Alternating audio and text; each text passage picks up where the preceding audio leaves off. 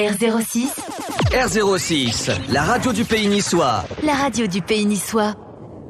Mi plazon lu baudu dell'ogime, troppi lumai forte, lumai valente.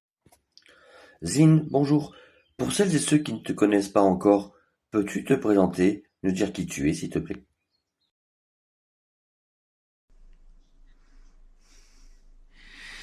Moi, j'aime bien me définir comme Zine la Troubaïris, mais mon nom de scène, c'est Zine. Hein.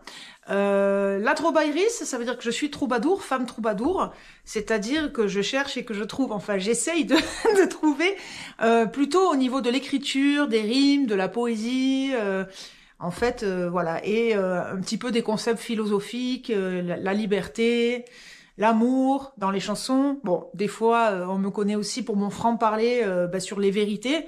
Les vérités, comme dit Jaurès, il faut oser dire les vérités qui doivent être dites, voilà. Mais troubaïris, c'est pas forcément subversif.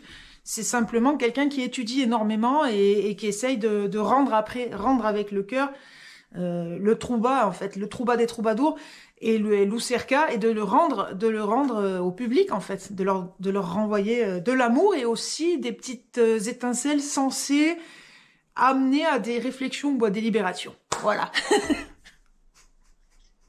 A quel moment la conso es entrada din la tua vida, sans que t'as donat l'envoi de cantar? Alors, à causa, porque eu suis naixuda au Maroc, je suis née au Maroc, donc mes parents étaient coopérants à la fin du protectorat au Maroc. Et je suis de famille donc corse par mon père et piémontaise par ma mère. Et du coup, c'est vrai qu'au Maroc, j'entendais pas mal de petites chansons, des mélodies. Donc, j'ai commencé déjà mon père me dit qu'il se souvient que mettre déjà dans le berceau, j'avais des mélodies. Alors, je vais vous en faire une qu'il m'a dit que je tournais en boucle et qui ressemble d'ailleurs au Marché de la Libé un tout petit peu. Enfin, la chanson qui m'a fait le plus connaître. Alors, ça fait la la la, la la la, la la la la, la la la, la la la, la la la, la la la la, la la la, la la la. Bon, genre en boucle pendant 3 heures pour me calmer moi-même. Et cette mélodie, si on regarde bien, ça ressemble un peu la la la, la la la, la la la la, la la la. Et voilà, donc que dire? Donc ça rendait... J'avais même pas 1 an quand je faisais ça. Tu as publié plusieurs albums, mais aussi un recueil, Cantate d'Azur, aux éditions Baie des Anges. Pourquoi avoir choisi la forme du recueil à ce moment-là dans ton... Alors le titre, il est français, c'est Cantate d'Azur. C'est ma maman qui l'a trouvé. Et c'est parce qu'en fait, c'était une époque où j'essayais de mettre la langue niçoise au centre. Ça a toujours été important pour moi. Je pense que, justement, peut-être parce que je suis née à l'étranger, quand je suis arrivée à Nice, j'ai dit, j'apprends la langue normale. Ce que beaucoup de gens ne font pas, en fait, d'apprendre la langue du pays niçart quand ils arrivent, parce qu'en fait, je la parlais pas. Et donc, je me suis mis au niçois. Et du coup, il y a eu un moment où je me suis rendu compte que si je faisais des compositions pures et dures, de chansons niçoises, ça allait être compliqué de toucher le grand public, puisque la langue est quand même invisibilisée, on va dire. Invisibilisée ou minorisée, comme dit Claude Sicre aussi, le fabulous troubadour de Toulouse, que les langues ne sont pas minoritaires, mais minorisées, c'est-à-dire on continue de les mettre au placard. Bon, et donc du coup, je faisais des parodies de chansons connues, et je jouais dans pas mal de bars, restaurants du Vieux-Nice et typiquement niçois, tous les restos, enfin pas tous, mais les restos labellisés cuisine niçoise. Pendant que les gens mangeaient, je faisais tourner plus de 25 chansons, 2 fois ou 3 fois même dans la soirée, pour une petite une petite somme d'ailleurs, mais qui m'arrondissait quand même mes fins de mois. Puisque moi je suis professeure des écoles et donc mère célibataire aussi un peu, on parle des femmes niçoises, Catherine Ségurane, donc j'élevais ma fille seule, et donc même si c'était sous-payé et même limite parfois honteux, mais en même temps c'était des restaurateurs, ils essayaient eux-mêmes de s'en sortir, donc quelque part c'était équitable par rapport à ce que eux gagnaient dans la soirée. Et du coup, ces reprises, elles plaisaient, et bon, je peux dire, il y a Hôtel California, il y a J'aime les filles de Jacques Dutronc qu'on retrouve, et donc c'est Baie des Anges qui m'a contacté et qui a dit, moi j'ai envie d'en faire un livre, et puisqu'il est un petit peu aussi engagé comme éditeur, il m'a dit, fais-le dans la graphie que toi tu utilises. Donc moi j'utilise la graphie classique, qui est la plus ancienne, celle de Fulconis en même temps, le mathématicien niçois. Hein. Et du coup on l'a fait en classique, et on peut télécharger éventuellement le PDF pour la mistralienne, parce que l'intérêt en fait c'est de garder tout ce qu'il y a aussi comme graphie, on n'est déjà pas assez nombreux à parler, on va pas se disputer pour une histoire de nom ou de graphie. Voilà, mais voilà pourquoi il y a eu un livre en fait. C'est aussi l'éditeur qui a voulu l'éditer.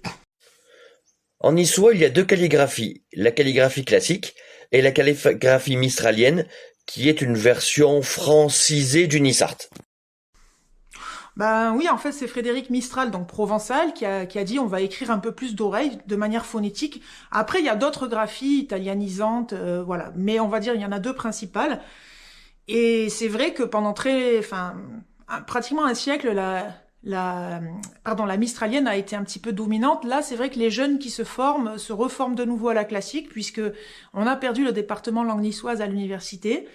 Et donc, ils vont se former souvent à Montpellier ou à Toulouse. Et là, c'est vrai que par souci aussi de cohérence, comme les Italiens, d'ailleurs les Italiens qui parlent le provençal, cette graphie classique permet de communiquer de l'Italie à l'Espagne et même avec les Catalans. Donc après, chacun fait ce qu'il veut, mais je pense que quand on est nouveau locuteur et que du coup on n'est pas imbibé d'une graphie ou l'autre, l'intelligence voudrait qu'on aille vers l'ouverture. Voilà. Et c'est pour ça que moi, dans ma formation le niçois en accéléré, j'ai pris la graphie classique. Parce que je me dis voilà, si on connaît la mistralienne, qu'on l'a appris comme ça, allons-y gaiement. De toute façon, dans la formation, dans mon module 2, on commence à naviguer entre les 2 graphies, c'est l'intérêt d'aller aussi facilement de l'une à l'autre. Mais quand on est débutant, autant commencer par la graphie qui va nous donner le plus possible d'amis et de gens avec qui parler, etc. Puisque finalement, la mistralienne, elle est un petit peu enfermante, je trouve. Il y a eu un tournant après les événements de 2016 à Nice. En quoi cela a-t-il influencé ton écriture ou ta manière de chanter ? En fait, ce truc-là, ça a été vraiment très difficile à faire. J'ai chanté donc Imagine en niçois et Nice la Belle. Déjà, c'est pas très bien de le dire, mais je peux le dire maintenant avec le recul, j'étais un petit peu énervée parce que on a sollicité différents groupes qui étaient subventionnés et financés pour chanter en niçois de manière folklorique, on va dire gentiment, voilà. Et ils ont refusé, moi j'ai accepté, je faisais pas du tout ça pour l'argent, mais ce que je veux dire c'est que derrière, visiblement, ça a gêné beaucoup de personnes. Je me souviens que parmi les élus présents, il y a Monsieur Ciotti qui est venu me serrer la main et qui m'a dit que j'avais été courageuse, mais alors tous les autres, je dis ça comme ça, mais du coup ça m'a marqué parce que je me suis dit finalement, moi j'ai fait un truc avec le cœur. Ça a été infernal de chanter devant, parce que c'était les familles, donc moi qui suis sensible, je voyais les images en fait entre les gens et moi, il y avait un flux qui circulait. Et j'ai pleuré, j'ai chanté faux, enfin bon, je regardais le ciel, parce que si je regardais les gens, j'arrivais même pas à finir la chanson. J'ai fini pratiquement sur un brancard, et heureusement que mes parents étaient là, ils m'ont ramené chez moi, je pouvais plus bouger, quoi. Et ça a changé parce que pendant quelques temps, après ça, quand j'allais boire un coup en ville, j'y vais pas souvent parce que je travaille beaucoup et puis que j'habite un peu dans les collines, les restaurateurs se souvenaient de moi et me faisaient pas payer les boissons. Donc déjà, je me suis dit, tiens, il s'est passé quelque chose. C'est-à-dire que d'un côté, je suis toujours autant ignorée des institutions et de l'autre côté, entre guillemets, le peuple niçois me reconnaît. Et après, je me suis dit, maintenant, je peux me lancer aussi...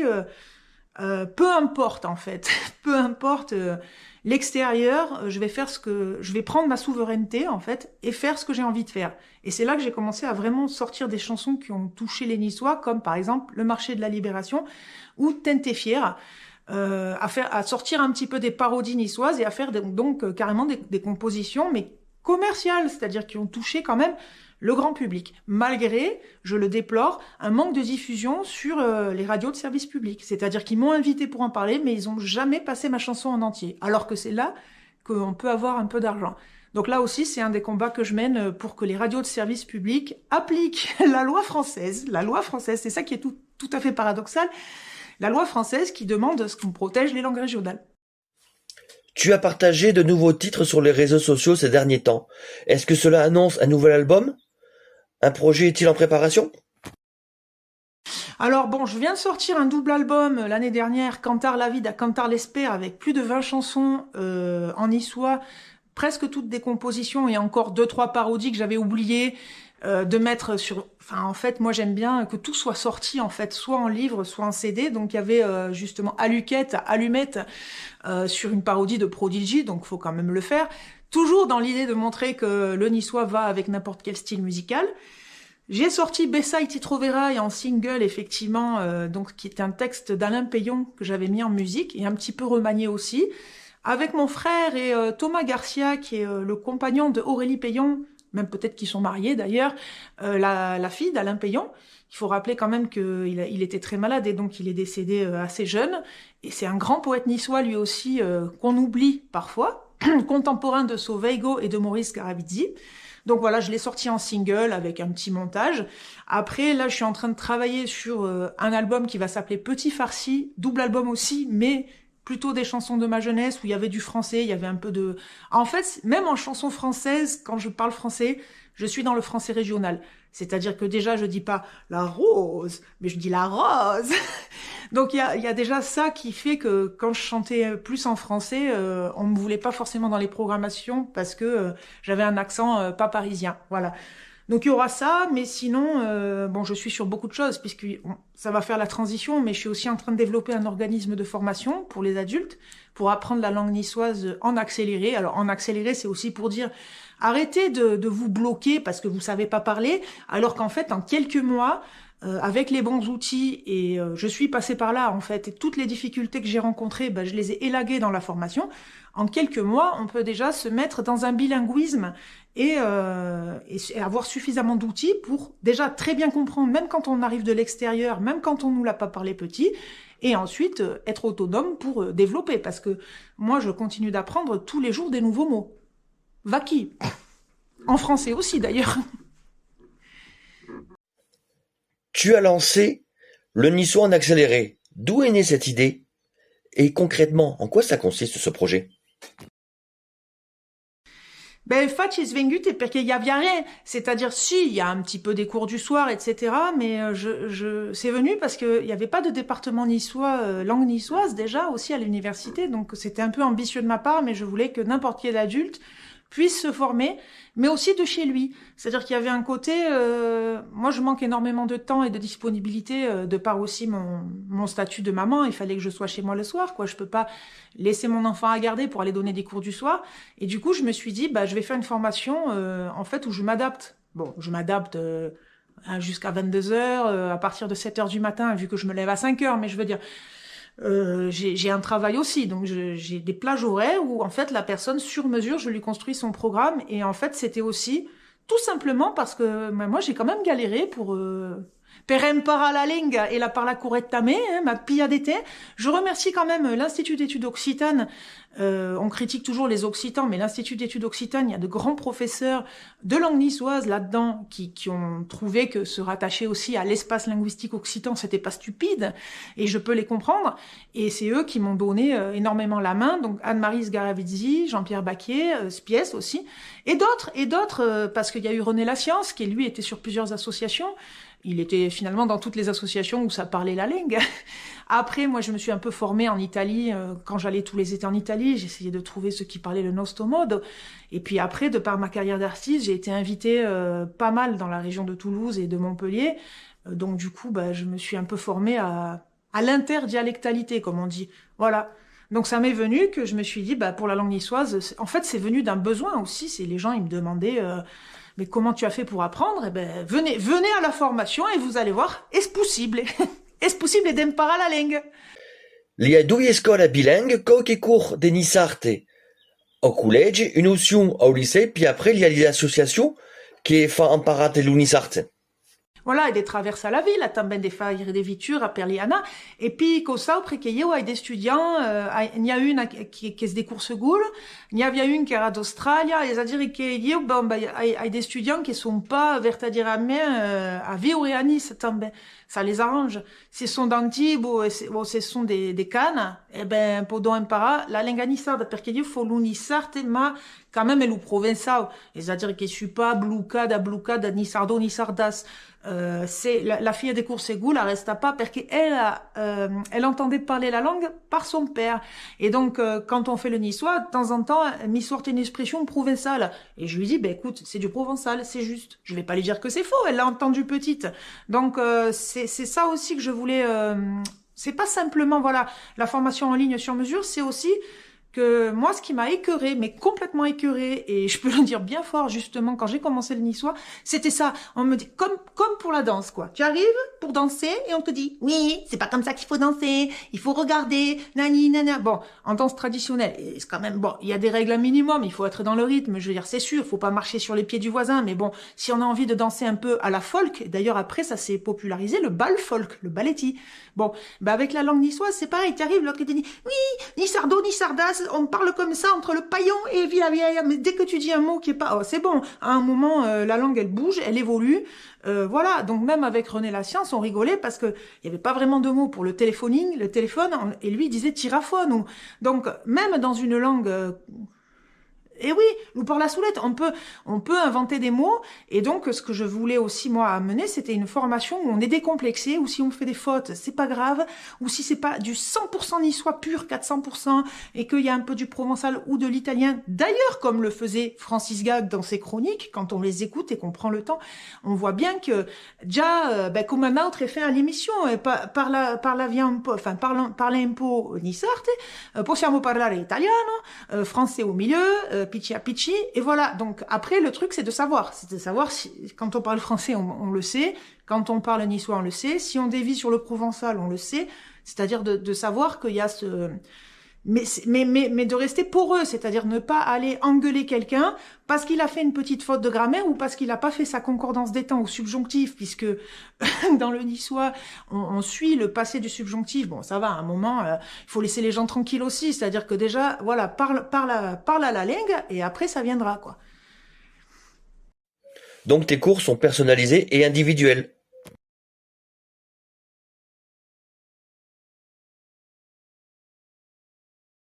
Bah, il y a une partie, c'est une vraie formation, donc où il y a des modules de grammaire à suivre, avec des exercices à suivre, et ça, bon, bah, c'est pas... Mais après, effectivement, je personnalise, il y a des chansons, il y a des jeux de société, il y a des traductions à faire, et je vois si la personne, elle est plus forte à l'écrit ou à l'oral, je vois s'il y a des fautes qui reviennent, un type de faute qui revient, je rajoute des exercices pour qu'elle consolide telle et telle compétence. Souvent, les Niçois, ils confondent, c'est une anecdote, mais on mélange un peu avec l'italien, donc au pluriel, ça fait qu'il y a des confusions entre les déterminants. Et aussi la conjugaison, parce que parli niçarte, je parle niçois, en italien, parli, c'est la deuxième personne du singulier. Donc voilà, donc souvent ils font ces fautes-là. Après, je personnalise oui et non, c'est-à-dire si la personne elle est vraiment motivée, je lui complète. Après, si elle fait, j'en ai eu un ou deux, ils se sont inscrits et ils ont fait, voilà, ils ont suivi le truc. Bon, je personnalise à ceux qui sont en demande aussi, c'est-à-dire que ça se mérite, et c'est pour ça que je l'ai appelé le cadeau d'une vie. Et j'ai eu, ce qui est assez amusant, et c'est pour ça que je continue à développer, je vais essayer de faire certifier l'organisme de formation, on verra si j'y arrive, parce que c'est du temps et de l'argent, pour que les personnes puissent progressivement mobiliser de l'argent public pour faire la formation. Et donc, c'est par rapport à des besoins professionnels qui existent dans les autres régions, hein, même si à Nice, on a énormément de mal à penser que le Niçois pourrait servir dans son travail. Ben, moi, j'ai eu donc des gens de la restauration, j'ai eu un journaliste, il se l'est payé de sa poche, quoi. Il a pensé que ça lui servirait dans son travail que de parler la langue niçoise pour être un meilleur journaliste. La restauration, pareil, pour mieux accueillir le client, pour faire des blagues et des proverbes en langue niçoise. Donc là, j'ai dû rajouter effectivement un peu de lexique de restauration. Après, je vais chercher aussi des choses existantes. Hein. Les Urgentines, ils font régulièrement des trucs. C'est-à-dire que mes élèves, je leur fais aussi de la mise en réseau. Je leur dis, je leur donne pas un poisson déjà pêché, je leur apprends à pêcher, on va dire, c'est ça. Et j'ai eu aussi des soignants, et ça m'a vraiment touchée, c'est-à-dire que des aides-soignants qui gagnent déjà pas beaucoup d'argent et qui se sont payés la formation pour mieux soigner les personnes âgées, pour pouvoir leur faire des petites blagues, pour pouvoir rigoler avec eux en patois, hein, parce que pour moi, le mot patois, il est pas péjoratif, c'est le parla patois de Massilia Sound System, on est fiers, on on nous a marché dessus, la parla patois, mais le patois, ma grand-mère, elle disait, je parle patois, mais il y avait une affectivité dans ce mot-là. Donc tout dépend aussi comment on emploie le mot patois. Parce que de toute façon, si on dit niçois, on se fait engueuler par les provençaux. Si on dit provençal, on se fait engueuler par les niçois. Si on dit occitan, à Nice, c'est... Voilà, en Italie, ils sont là, occitan. C'est le groupe des Languedoc. Mistral lui-même, il disait le groupe des Languedoc. Qu'est-ce qu'on fait? Voilà, donc moi, je trouve que patois, de temps en temps, quand les gens, ils se disputent pour les mots, je dis, moi, je parle patois, et là, il s'est mis ça. Ah, ici midi, comme me disait la grand-mère, ah, ici midi, laissez-moi dire, voilà, punche basta.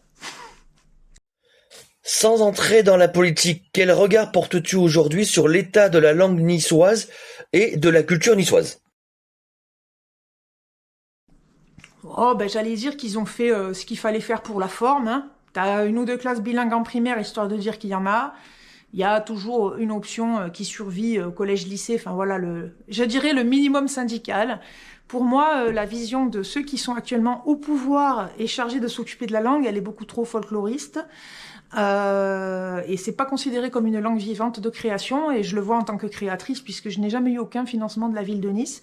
Ça fait que 3 ans que le département a pris conscience de ça, et par rapport à la demande aussi de la population, et ils m'ont donné ma chance, et je les remercie. Mais c'est vrai que voilà, et moi pour ce qui est de... J'ai lancé une pétition qui reprend un petit peu... je sais plus comment il s'appelle. C'est le collectif pour que vivent nos langues. Rappelle à tous les élus municipaux de la loi Molac, en fait, et de leur obligation, puisque c'est une obligation, de rendre la langue régionale visible dans l'espace public, dans les médias, même dans la musique d'accueil. Tu arrives quelque part dans un lieu, ben il peut y avoir... Bon, c'est vrai qu'il y a eu des choses de faites à Nice, on a mis une voix niçoise dans le tram, on a mis une signalétique bilingue, mais il me semble que ce qu'on fait à Nice, c'est beaucoup de la façade. C'est pour montrer qu'on le fait, mais on le fait pas vraiment. Voilà, mi sembla co. Il y a seulement quelques arrêts du tramway qui sont en niçois. Il faudrait peut-être les faire trilingues, niçois, français et anglais. Oui, ben c'est un peu ce que je dis, c'est que ça, il y a un mot niçois pour dire ça, c'est le flafla. C'est à la fois le bling bling et le blabla, c'est-à-dire qu'on montre, on fait croire qu'on fait, on fait croire que l'identité niçoise elle est préservée, mais enfin il y a absolument rien.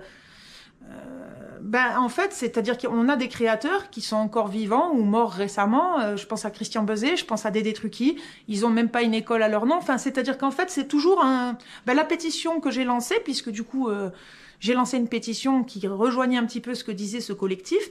C'est on n'est pas des santons. Et c'est venu cette expression avec un groupe de Provence qui s'appelle Courtésie, qui font du rock en provençal. Et pareil, ils ont du mal à trouver des dates, particulièrement dans la région sud, parce que c'est vrai que dans la région Occitanie ou ils ont carrément des financements, c'est-à-dire que les créateurs sont subventionnés avec des sommes conséquentes qui leur permettent d'être intermittents du spectacle, mais avec des salaires meilleurs qu'un salaire de professeur, et qui vivent très dignement en ayant de nombreux concerts. Parce que moi, par exemple, quand je veux faire des concerts à Nice, au Théâtre National, on me dit « Oui, la langue régionale n'entre pas dans les cahiers des charges. Nani, nana, partout, on me dit ça. » Je veux dire, les portes sont fermées. J'ai possibilité de me produire au festival folklorique La Fête des Mai, toujours les paroles, à un horaire et à un endroit qui fait que les personnes ne peuvent pas écouter la poésie niçoise chanter. Les paroles, en fait, c'est de l'animation. C'est pas du tout comme un récital, comme je peux faire aux estivales, où là, on me donne un vrai espace d'expression pour pouvoir partager la poésie niçoise. Et bon, donc j'ai dit Christian Bezet, Dédé Trucchi, Maurice Garavesi, Sauvaigo, Payon, qui sont des auteurs étudiés dans les universités où il y a encore de la langue doc dans les cursus universitaires. Donc, si vous voulez, quand on a des... Voilà, donc en gros, on a l'impression que on saupoudre un petit peu par-ci, par-là pour dire, voilà, c'est fait, quoi. Mais bon, pour moi, quand on regarde ce qui se fait dans d'autres régions en termes de politique de la langue, on est 20 ans de retard, quoi. On avait 20 ans d'erreta, et c'est pas la peine de faire l'Oumali, et je vais pas en dire trop de plus, parce que de toute façon, en même temps, je suis déjà... empêché de m'exprimer en ville de Nice, mais bon, on avait une cargate d'émission qui parle pas la langue et qui l'aime pas. Et l'udjaine pas, c'est-à-dire que la soumission est de s'occuper de la langue nissarde et la manque ou imparade. Après, fa des caves, donc, eu est un bon per le folklore, bon, est bien ce que dis, c'est bien ce que je dis. Il est bon, voilà, on est bon pour le folklore, on est bien pour la façade, mais la profondeur, l'y est pas. Voilà. Quels sont les projets ou actions qui venu di mes à venir dont poudin tirer trouva ben Léo? Bon, je pense qu'on a un peu fait le tour. Il y a la pétition, il y a l'organisme de formation, il y a les nouvelles chansons. Donc, tout est sur le site zine.fr. C'est sur le site zine.fr. Il y a mes dates, donc j'ai quand même, justement, je râle, mais j'ai quand même une date au mois de mai à la Fête des Mai. Je fais un stage de chant à la fin mars, dans le jardin de mon domicile. J'ai la chance d'avoir un jardin où j'invite donc des gens à se réunir pour chanter des chants traditionnels ou même un peu plus récents de la culture des Languedoc, on va dire. Et normalement, les estivales, c'est en cours de programmation. Et puis, il y a toujours 1 ou 2 dates en plus qui se rajoutent. J'espère peut-être sortir de la région. De temps en temps, on m'invite à l'extérieur. Voilà. Donc, c'est le site zine.fr. Zine.fr. Si tu devais définir ce que signifie être reine aujourd'hui, en tant que femme et artiste niçoise, que dirais-tu? Alors, reine, j'allais dire, bon, ma fille, elle m'a fait rire parce qu'elle a dit, tiens, la reine actuelle, elle a un crapaud dans la main. C'est vrai qu'il y a un peu une crise des rapports hommes-femmes, mais bon, je vais pas rentrer dans ce débat-là. Il faut que les hommes, ils reprennent leur plein pouvoir et leur pleine souveraineté d'hommes. Et j'allais dire, une femme reine, c'est une souveraine, c'est-à-dire que elle n'a pas peur du rejet. Elle ne fait pas les choses pour plaire. Elle est vraiment elle-même. Ça plaît ou ça plaît pas, toujours dans le respect, mais voilà. Et moi, ça, c'est quelque chose, il m'a fallu beaucoup de temps, pour l'accepter. Ça m'a valu de nombreuses années de cheminement seul, voilà, comme un mendiant sur les routes seul. C'est-à-dire que j'avais quand j'ai commencé à chanter en niçois, on se foutait de ma gueule, littéralement. Enfin, je veux dire. Et voilà. Et donc ces idées que je porte depuis très longtemps, où on me traitait de folle, que j'ai exagéré, etc. Finalement, la loi française actuellement défend ce que je dis déjà moi depuis 15 ans, la loi Molac. Et d'ailleurs, je suis en contact, pas direct, mais avec ce député que j'ai rencontré déjà plusieurs fois, et j'ai même chanté avec lui une chanson bretonne. Et donc du coup, être souverain, c'est oser être soi, mais vraiment en s'étant rencontré, en ayant pris un temps pour se connaître soi-même, avec ses parts d'ombre aussi, et avec ses défauts. Moi, je sais que mon cerveau, il va trop vite aussi, donc c'est pour ça que maintenant j'ai fait un blog, parce qu'en fait j'ai trop de trucs, et que si j'arrive dans un endroit et que je suis là et je suis en train de réfléchir et que je raconte oui la langue d'histoire, nani nania, comme ça, j'ai l'air d'une folle, quoi. Ils comprennent pas, les gens. Et donc du coup je fais de la pédagogie maintenant pour expliquer mes idées plus lentement, parce que du coup les gens suivent pas forcément ce rythme-là. Et à l'écrit, j'allais dire, déjà ça passe beaucoup mieux, mais c'est un exemple parmi d'autres. C'est avoir osé, vous le voyez un peu derrière moi, faire avec mes petites économies, petit à petit m'équiper d'un studio, alors que même encore maintenant je reçois des messages, oui ton mix il est mal fait, oui gna gna gna oui c'est pas vraiment du niçois, oui nanana. Il y a des gens qui m'expliquent encore la life, hein. Il y a encore des gens qui, alors que j'ai monté un organisme de formation pour le niçois, ils sont encore en train de m'expliquer, mais c'est pas la bonne graphie. Bon, voilà, donc je vais dire, être souverain, c'est croire en soi, hein. Être reine, c'est oser croire en soi. Et de manière générale, même s'il y a du progrès et qu'en ce moment on assiste à ça, les femmes et les jeunes femmes, elles ont encore du mal à croire à leur talent et à défendre leurs rêves, malgré tout. C'est-à-dire que, bon, les hommes aussi ont le droit, mais souvent les femmes, et surtout quand les enfants arrivent, leur rêve, ça va être peut-être la famille et les enfants, ce qui est déjà un très beau rêve. Et moi, c'est un de mes rêves aussi. Ma famille, elle est monoparentale, mais peut-être que parfois une femme, elle a une passion et ça va être, je sais pas moi, quelque chose de couture, fabriquer des confitures ou avoir une petite production d'herbes de Provence, des choses, et garder ses rêves aussi, garder ses rêves. Loupantaille, garder rien, loupantaille. Va qui? La vida la la, es la vida la la la, es la vida la la la, es la vida la la la.